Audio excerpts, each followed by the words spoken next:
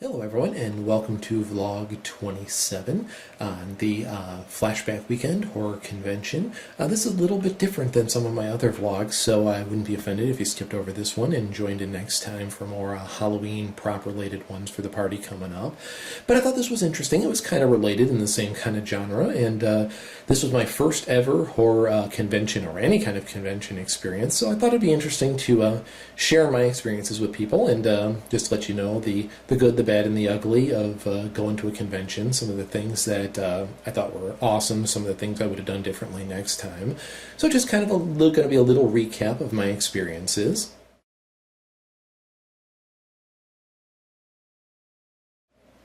Just to give you a little bit of background, the convention is held in Rosemont, Illinois at the Crown Plaza Hotel. Actually, I'd never been to the hotel before. I live in the Chicagoland area, so I was generally familiar with where it was, so luckily it wasn't too bad getting there. They had a couple different options available as far as the package you could purchase. You could just get a day pass, you could get a weekend pass, or you could get a special, they called it the Ultimate Weekend Pass, which is what my brother and I ended up getting, which basically gives you a weekend pass plus a couple little bit of extra perks on top of it. You got special lineup times for the two big people who were going to be there, which was Angus Scrim and Robert Englund. You got a VIP reception with the celebrities, a free Robert Englund autograph, t-shirt, DVD, and preferred seating at a lot of the question and answering panels. So we just decided if we were going to do it, we may as well just spend a little bit more and kind of make sure we had a good time. So our original plan was we both knew due to family obligations we weren't going to be able to do Friday through Sunday, but the original plan was to go for Saturday, stay overnight Saturday night, and then stay for as long of the day on Sunday as we needed to. One thing we kind of learned after we kind of made that decision not to go on Friday was they were actually having a really cool event on Friday night, which was Robert Englund was going to put on the Freddy makeup for the last time and pose for photos, and there was going to be a special panel discussion and make a whole event evening out of it. But, as it turned out, it was really expensive to do that, so we probably would have ended up taking a pass anyways. But still, if you were a big Robert Englund Nightmare on Elm Street fan, that would have been a once-in-a-lifetime opportunity to get a picture professionally taken with you with Freddy in his actual makeup. So that was really cool. I got to see a little bit of the pictures from that, and it looked like it was a really cool event, and would have been nice if he had the cash to do it. So luckily we weren't going to be there anyways, and probably wouldn't even have taken part even if we were going to be there. So we pretty much were ready to rock and roll and got up on Saturday morning and unfortunately received a text from my brother that he woke up sick, and it was kind of a game time decision if he was even going to be well enough to be able to go or not. So unfortunately that kind of put a huge wrench in the works as far as what the plan was going to be. I was kind of sitting there thinking, well, I guess I'm going to go by myself and just make it for as much as I can.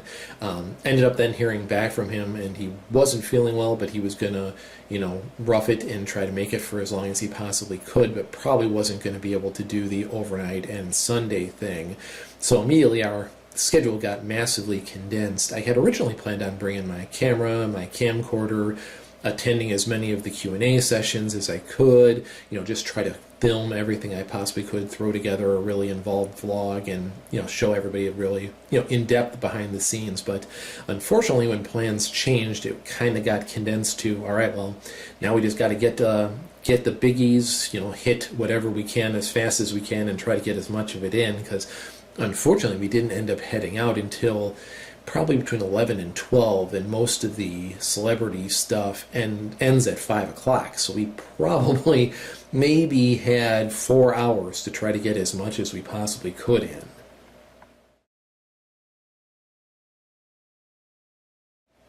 So after we arrived, we figured, well, the Robert Englund autograph came free with the package, so we knew we wanted to get that one for sure because that was going to be a free one. And it looked like the other two that were going to be the bigger deal were the Angus Scrim, who played the tall man in Phantasm, and Svengoolie, who only was signing on that particular day from 2 until 4 in the afternoon. So it was kind of a puzzle trying to fit in when we were going to do what. So I figured, well, if I can hit one before the Svengoolie time and one after, I would be happy.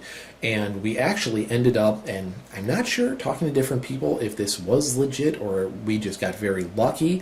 There were special lineup times for Angus, but you had to be there, I think it was about 15 minutes before it opened to the general public, but there wasn't the line jumping privilege, at least according to the literature I had.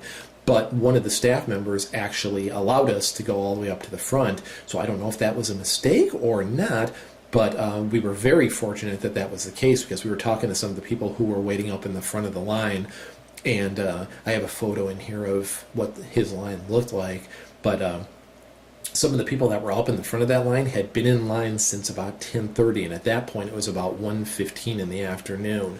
So had we not been able to jump in the line for Angus, we probably would not have been able to get his autograph with the little time that we had. So we ended up hitting that first, and I can't say enough about how much of a cool guy and a gentleman Angus was.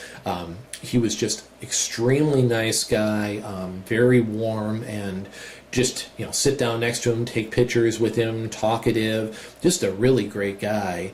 And then while we were in that section, we realized that after we got his autograph, that not many of the other Phantasm individuals had a line. Unfortunately, the only line that was fairly long was the Reggie Bannister line. So I tried to hit as many of the other people as I could while we were there, knowing we might not have time to come back. So the next person who I was able to get a chance to sit down and talk to was Don Coscarelli, who was the director and writer and editor and pretty much did just about everything with the movie Phantasm. You may also know him. He did the movie The Beastmaster in the 80s, also did Bubba Hotep with Bruce Campbell, as well as the more recent movie John Dies at the End.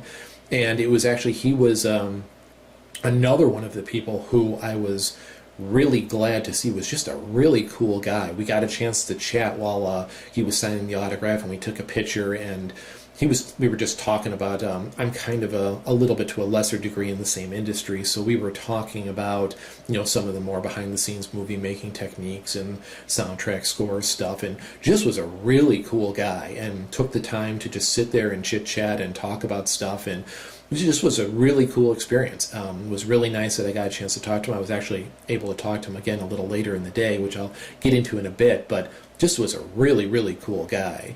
And next, before we headed out of that section, I was able to get Bill Thornberry's autograph, who played Jody in Phantasm, the older brother, as well as Kat Lester, who played the femme fatale lady in Lavender. Both of them were really cool as well. Both are into music, so I was able to talk to Bill about some of the different music in the movie and some of his original music and what he's done since then, and talk to Kat about some of the stuff that she had been doing. So it was just overall a really cool experience. Really good people, and just had a really good experience talking to the whole group.